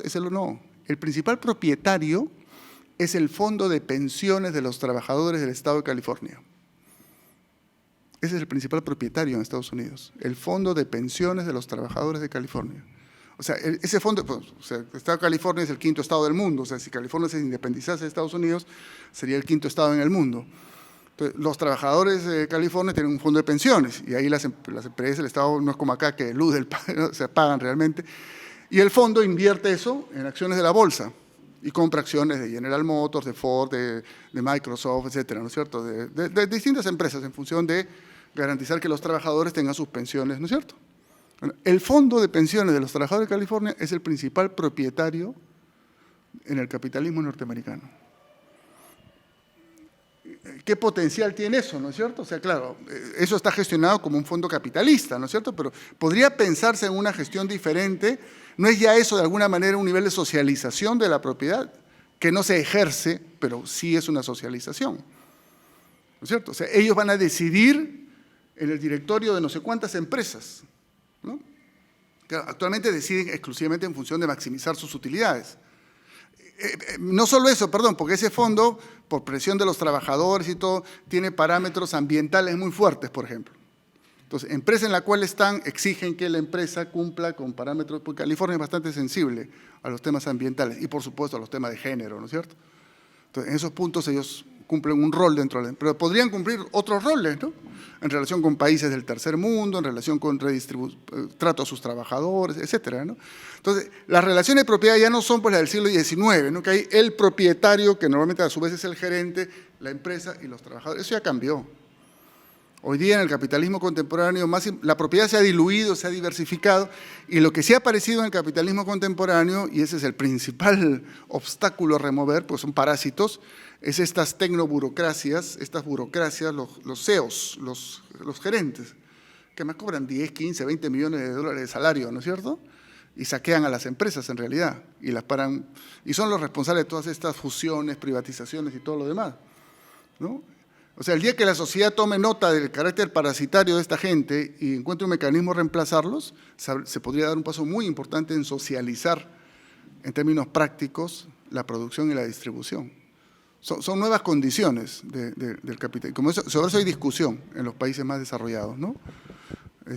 Sí, eso. Entonces, ahí hay temas, ¿no? que estamos en discusión, que están en debate, pero que ya no son los del siglo XIX o del siglo XX, pero que tampoco es decir simplemente, no, las cosas están bien como están, no hay cómo hacer. Sí hay cómo hacer, pensando los problemas, ¿no? Sí hay cómo hacer, ¿no? Una última idea es que socialismo tiene que ver con sociedad. Lamentablemente, en buena parte del siglo XX, por razones históricas que son comprensibles, la idea de socialismo ha estado muy vinculada a estatismo, ¿no? Y eso es algo que sí hay que modificar y corregir, ¿no es cierto? Socialismo es transferir a la sociedad la capacidad de decidir sobre la economía, sobre la vida cotidiana, sobre los bienes comunes, ¿no? Sobre los repartos, ¿no? Es eso. A ver, ¿alguna cuestión más? ¿Preguntas? ¿Comentarios? ¿Sí? ¿Estamos entonces? Sí. Sigue nomás. Los socialistas americanos decían que el mayor propietario era los fondos de pensiones de California. Sí. ¿Bajo qué concepto? ¿Bajo su nivel de recaudación? ¿Bajo su nivel de capacidad de inversión?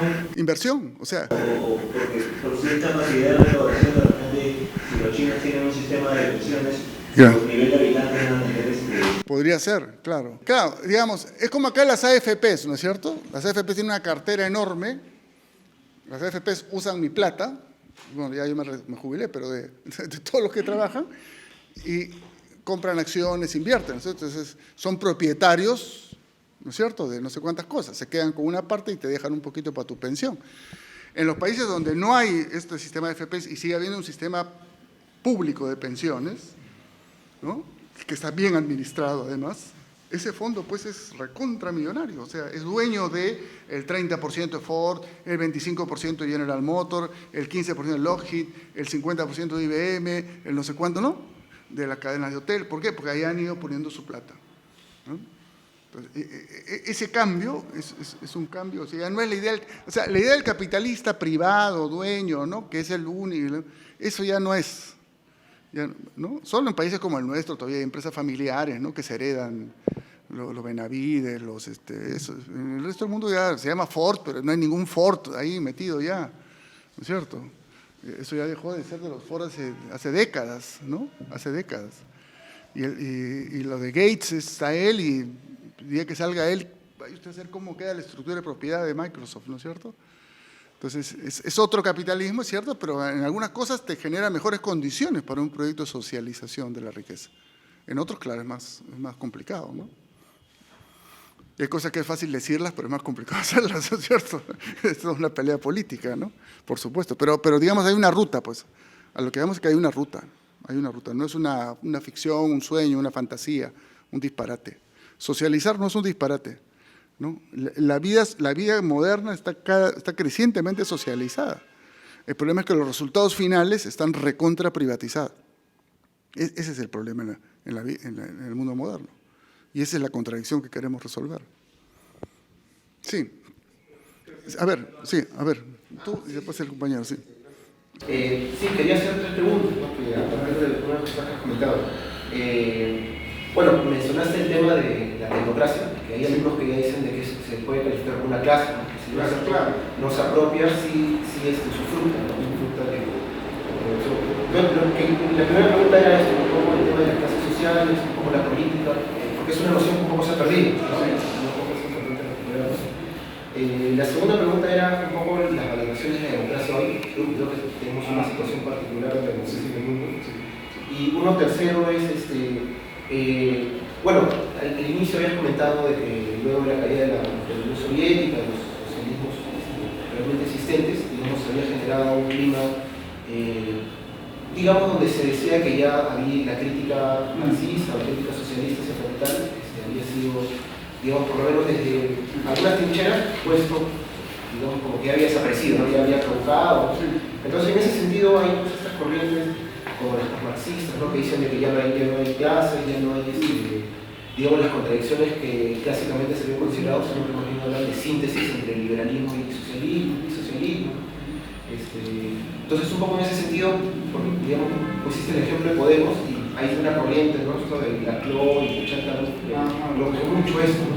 Y que, digamos, sacan de escena varios de los elementos clásicos.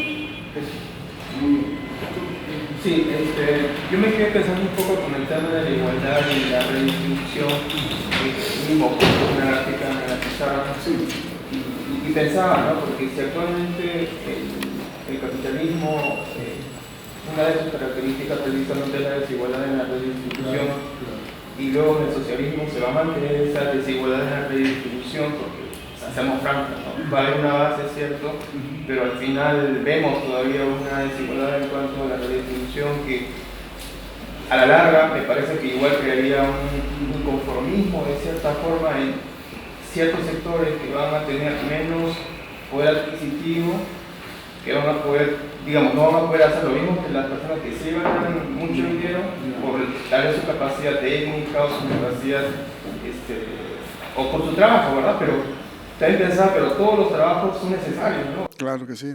De alguna forma, si te toca el triángulo, si no hay alguien que te... Así es, así por supuesto. Así es. Me quedaba pensando en ese tema y entonces, o sea, ¿qué es lo que realmente se supera, no? O sea, al final se mantiene como que...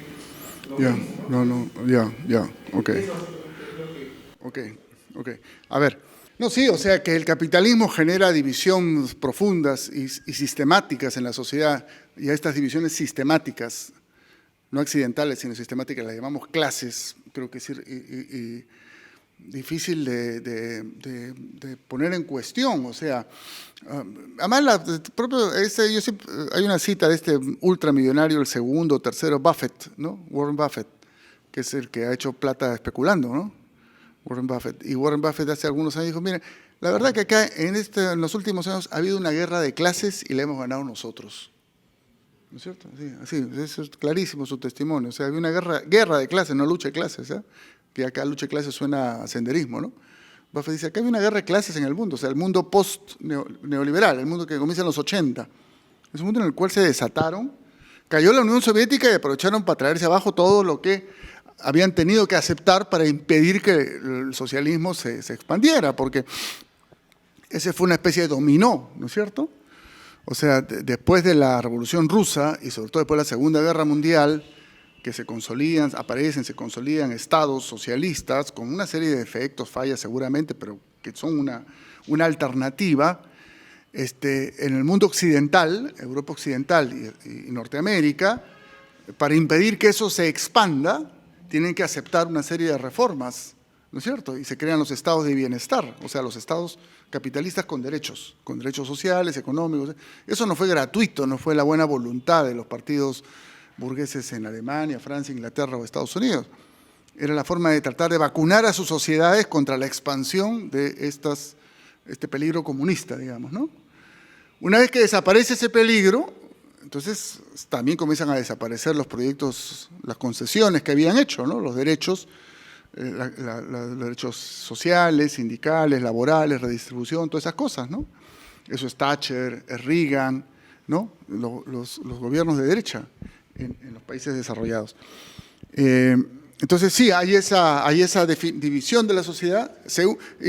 La definición clásica del marxismo es que las clases se definen por el lugar que ocupan en la producción, ¿no? Y bueno, pues hay quienes trabajan produciendo los bienes, sean bienes materiales, sean bienes simbólicos, ¿no? Los que trabajan produciendo los bienes y los que usufructan los resultados de esa producción. Y los que gestionan eso, ¿no es cierto? Y no es nueva esa reflexión sobre ese grupo de gestores, ¿no? Eso está intuido incluso en algunos de esos manuscritos de Marx, en los Grundrisse, y ya desde el inicio del siglo XX hay gente que comienza a pensar que por ahí está apareciendo una suerte de clase que es la que al final se va a quedar con el capitalismo, o sea, más que el dueño, el gerente, ¿no? Son los que se están quedando con el capitalismo. Como el dueño ya se ha diversificado tanto, ¿no es cierto? O sea, al final, ¿quién es dueño de la empresa General Motors? Pucha, pues serán no sé cuántos millones de accionistas tendrá, accionistas individuales, corporativos, ¿no? ¿Quién es el que maneja General Motors en realidad? Es el núcleo ese de gestores, ¿no es cierto? Y esos son los que se están embolsando incluso a costa de los propios accionistas, ¿no? Cada vez hay más tensiones entre juntas de accionistas y gestores, ¿no? Y esas tensiones pueden tener un desenlace bastante interesante. Entonces, yo creo que ahí hay, ¿no? O sea, que la estructura de clases del capitalismo contemporáneo es más compleja, más diversa, más sofisticada, sin duda. Nunca fue tampoco más burguesía, proletariado, eso está bien para los volantes, ¿no? Pero en la realidad, si uno lee el Marx, sus análisis, era mucho más compleja su visión del capitalismo. Hoy día es más complejo, pero sigue siendo, y siguen habiendo ahí diferencias, ¿no? Entonces yo creo que en ese sentido, y sobre el fin del socialismo, pues no, claro, fin de los 80, se cae la Unión Soviética, se disuelve la Unión Soviética, una serie de países cambian, entonces, se acabó, ya no hay más. Apareció este señor, quizás han escuchado hablar de él, ya sus ideas, ya, él mismo se autocriticó a los pocos años, un tal Fukuyama, ¿no? Que dijo ya, se acabó la historia, ya con la caída de la Unión Soviética, el mundo entra a un periodo post-histórico, o sea, ya las cosas ya no van a cambiar, vamos a seguir con mercado y democracia liberal, ¿no es cierto? Va a ser un mundo aburrido, pero estable. Bueno, en los pocos años se dieron cuenta que no era ni aburrido ni estable, y que más bien habían reaparecido otro tipo de contradicciones, ¿no? Y el propio Fukuyama hoy día está preocupado por otros temas. Una teoría caduca cuando los problemas que le han dado origen o se disuelven o son resueltos, ¿no? Entonces, el socialismo emerge y aparece como crítica al capitalismo, ¿no es cierto? Entonces, o ya no tiene sentido la crítica porque lo que se decía en la crítica no era verdad, o sea, el capitalismo no era un sistema de explotación, opresión, sino era otra cosa, o ha aparecido una suerte de postcapitalismo en el cual los problemas que el socialismo decía ya no están, hay una igualdad sustantiva, ¿no? Etcétera, la gente es cada vez más feliz. Bien difícil que alguien pueda afirmar eso, ¿no es cierto? Bien difícil que alguien pueda afirmar que la problemática que dio origen al socialismo ha sido resuelta. La problemática está ahí e incluso se ha agudizado, incluso ha tomado nuevas dimensiones. Que las respuestas concretas que se intentaron para solucionar esa problemática pueden haber sido equivocadas, pueden haber sido erróneas, pueden ser. Incluso aceptemos que han sido absolutamente erróneas, yo no creo, pero supongamos que sí. Eso no anula ni la problemática ni la necesidad de buscar solución a esos problemas. Entonces, el socialismo como crítica al capitalismo, crítica y como alternativa al capitalismo, sigue teniendo un lugar en el mundo. Porque si no es el socialismo como teoría de superación del capitalismo, lo que va a suceder y está sucediendo en el mundo es que van a aparecer otras formas de hacer la crítica al capitalismo. Otras formas más absolutamente destructivas, que son las reacciones anticapitalistas de carácter fundamentalista, ¿no es cierto? Porque esta proliferación, qué curioso, ¿no? Se acaba el socialismo, se acaba todo eso, y a los pocos años comienzan a emerger en todo el mundo los fundamentalismos religiosos de un signo y de otro, y expresiones tremendamente violentas y destructivas. Porque como ya no hay un horizonte de crítica más racional, más moderno, reaparecen otras formas de crítica. Es el demonio de Occidente, ¿no es cierto? Occidente es el demonio, hay que destruirlo, hay que hacerlo volar por los aires, ¿no?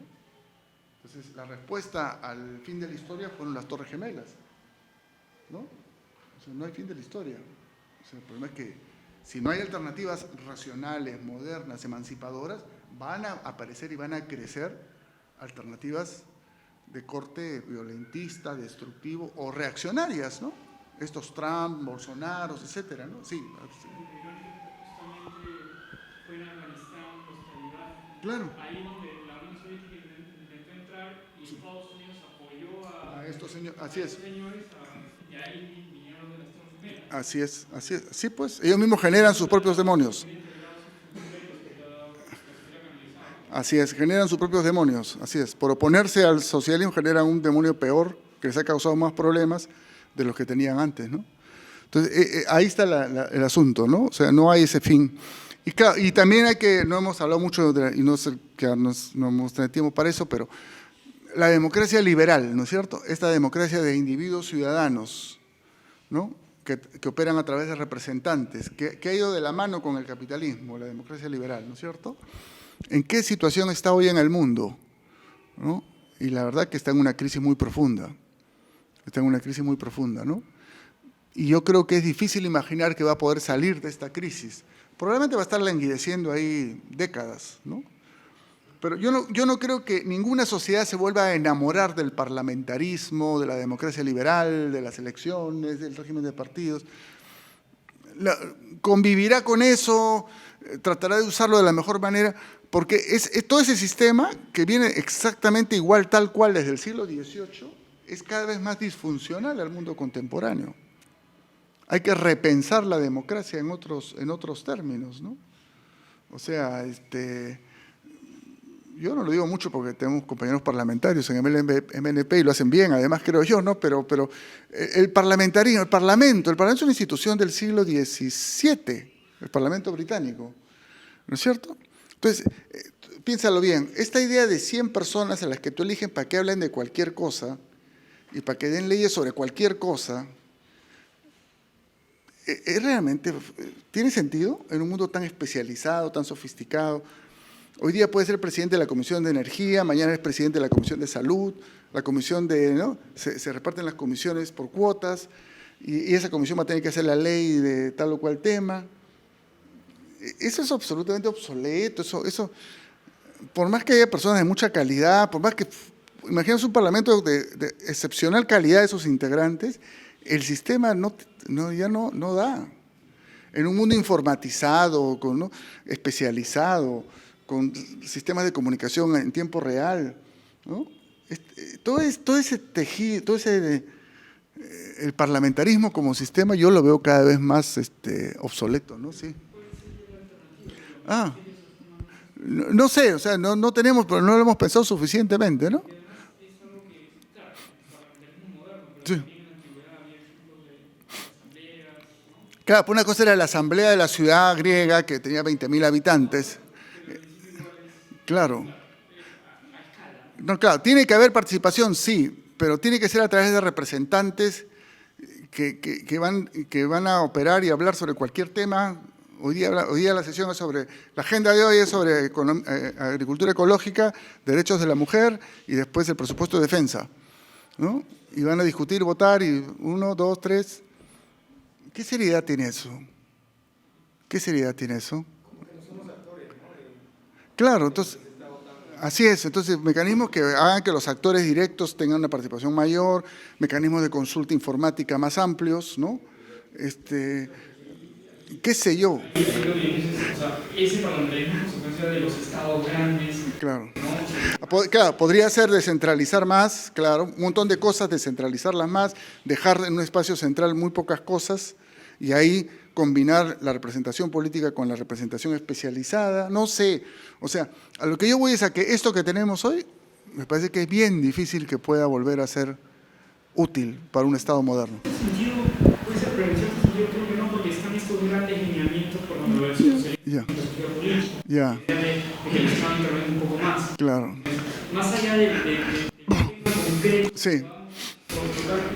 estoy ensayando una respuesta. Sí. Digamos, una persona de Nuevo Perú va a atender Claro. a condicionar en cierta medida su Así es. situación particular en cada votación y en cada discusión. Sí. En ese sentido, ya está un poco perfilada. Claro, las orientaciones políticas, la solución no puede ser tecnocrática, por supuesto, es peligrosísimo. Que los especialistas en energía se dediquen al tema, claro, ese es un peligro. ¿Cómo combinar la representación política de las orientaciones, los valores, las propuestas, los programas, con la especialización temática y con la consulta a los ciudadanos y ciudadanas? ¿No? O sea, podríamos tener mecanismos de consulta mucho más eficaces, ¿no? Que permitan construir decisiones mucho más legítimas, combinando lo político, lo técnico y la opinión ciudadana. En fin, es un tema para pensar, ¿no? Pero digo, es un tema que los socialistas deberíamos pensar seriamente, porque lo que está pasando es que ante la crisis, deterioro y desprestigio de la democracia liberal parlamentaria, lo que la está reemplazando son las dictaduras tecnocráticas, ¿no es cierto?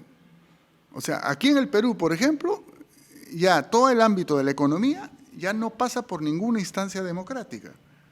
Todo este tejido, Ministerio de Economía, BCR, SUNAT, eso es autónomo. Eso es autónomo. O sea, ahí el Parlamento no tiene nada que ver. Y esta gente ya ha comenzado a colonizar otros ministerios, ¿no? Entonces, eso es absolutamente antidemocrático. Y eso ya lo tenemos en el Perú, ¿no es cierto? El otro día están ahí los compañeros agrarios, están negociando, después el paro agrario, están muy bien las negociaciones, están avanzando, pero una de sus demandas es que venga el Ministerio de Economía acá. Porque no ganamos nada discutiendo con el Ministerio de Agricultura. El Ministerio nos va a dar la razón en todo, sí, claro, la agricultura campesina, hay que hacer unos viceministerios, ¿ya? ¿Y cómo es? ¿La plata? ¿No? ¿Presupuesto? No, eso pasa por el MEF. Y el MEF no discute, el MEF siempre asigna, ¿no? En fin, son los problemas que tenemos, ¿no? No digo que los vamos a resolver, pero es un hermoso tema para la discusión política y para aparecer como una alternativa renovadora realmente en el país, ¿no? Y muy buena la observación tuya, ¿no? De que sí, pues, o sea, para todos estos temas de la propiedad, de la comunidad campesina y el gran asociativismo que hay en la sociedad peruana es un piso muy importante. De eso Mariátegui se dio cuenta, pues, cuando dijo, tenemos la comunidad. Esa puede ser una base muy importante para saltar a una sociedad postcapitalista. Y dicho de paso, las comunidades siguen vigentes en el Perú, ¿no? O sea, el último censo agrario da cuenta que hoy tenemos más comunidades que el anterior censo agrario.